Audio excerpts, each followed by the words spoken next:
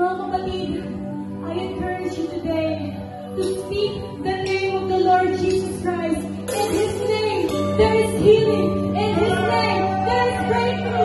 In His name, there is multiplication. There is disciple making. In the name of Jesus. In the name of Jesus.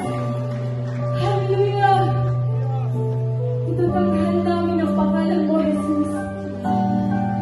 Ang nais namin ay makilala ka, Panginoon, ng aming mga disciples, ng aming mga pamilya, kaibigan.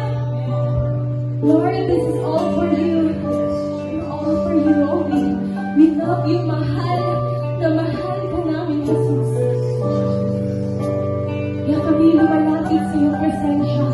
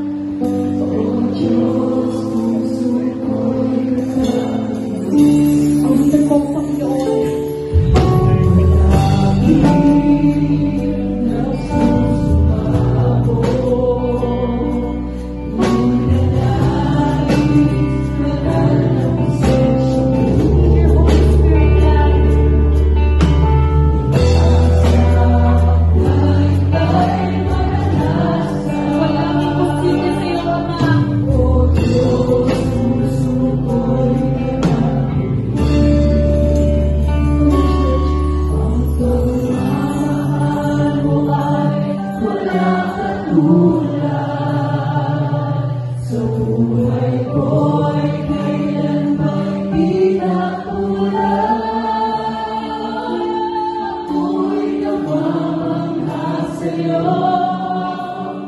dadakilan.